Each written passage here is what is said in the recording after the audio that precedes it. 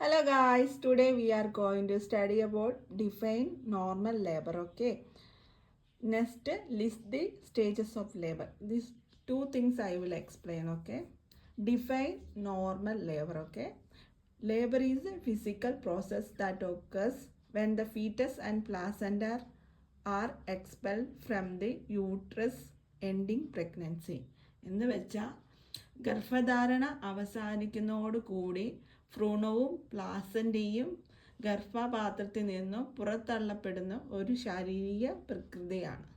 Okay, labour is A process of child birth. Okay, it is beginning with the uterus contraction and end with the delivery of the baby and placenta. Okay, next we will go for the stages of labor. Okay, first stage ആദ്യത്തെ ഘട്ടം, the cervical stage, from the one set of labor pain to the full cervical dilatation. എന്ന് വെച്ചാൽ പ്രസവവേദന തുടങ്ങുന്നത് മുതൽ ഗർഭാശയം പൂർണ്ണമായി വികസിക്കുന്നത് വരെയുള്ള ഘട്ടം. Okay, next the average duration 12 hours from primigravida first time mother and 6 to 10 hours from multipara who have given birth before according to the WHO. എന്ന് വെച്ചാൽ പ്രസവിക്കുന്ന ആദ്യത്തെ അമ്മമാർ പ്രൈമി ഗ്രാവിഡ ശരാശരി 12 മണിക്കൂറും മുമ്പ് പ്രസവിച്ച അമ്മമാർക്ക്, അതായത് മൾട്ടിപാര 6 to 10 hours മണിക്കൂറുമാണ് സാധാരണ പ്രസവിക്കുന്ന സമയം. ഇത് ലോകാരോഗ്യ സംഘടനയുടെ കണക്കനുസരിച്ചുള്ളതാണ്. അപ്പോൾ WHO എന്ന് പറഞ്ഞാൽ world health organisation. Next second stage, അതായത് രണ്ടാമത്തെ ഘട്ടം, the period of fetal expulsion from full dilatation to the delivery of the baby. എന്ന് വെച്ചാൽ ഗർഭാശയം പൂർണ്ണമായി വികസിക്കുന്നതിന് ശേഷം കുഞ്ഞിനെ പുറത്തേക്ക് തള്ളുന്നത് വരെയുള്ള ഘട്ടമാണ് second stage. Next third stage, അതായത് മൂന്നാമത്തെ ഘട്ടം.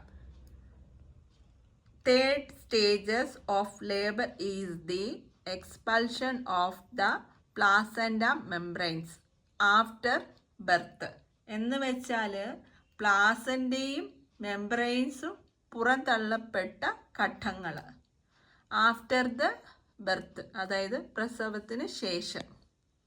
നെക്സ്റ്റ് ഫോർത്ത് സ്റ്റേജ്, അതായത് നാലാമത്തെ ഘട്ടം, the observation period for at least 1 hour after birth expelled to the monitoring the health of mother and baby.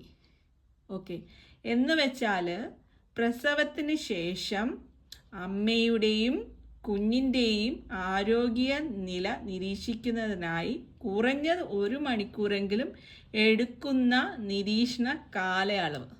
അതായത് പ്ലാസൻ്റെ എല്ലാം വന്നതിന് ശേഷം നമ്മൾ അമ്മേനെയും ബേബീനെയും നിരീക്ഷിക്കുന്നുണ്ട്. അതായത് ഫോർത്ത് സ്റ്റേജിലാണ്.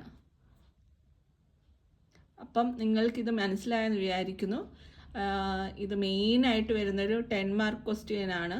സോ നിങ്ങൾ ഇതിലും കൂടുതൽ പോയിൻറ്റ്സ് ഒക്കെ വെച്ച് നല്ലപോലെ പഠിച്ച് എക്സാം എഴുതണം. So all the best for all 4th year students. അപ്പോൾ എൻ്റെ യൂട്യൂബ് സബ്സ്ക്രൈബ് ചെയ്യണം, ലൈക്ക് ചെയ്യണം. അപ്പോൾ അടുത്ത വീഡിയോ കാണുന്നതും വരെ ഗോഡ് ബ്ലെസ് യു ഓൾ.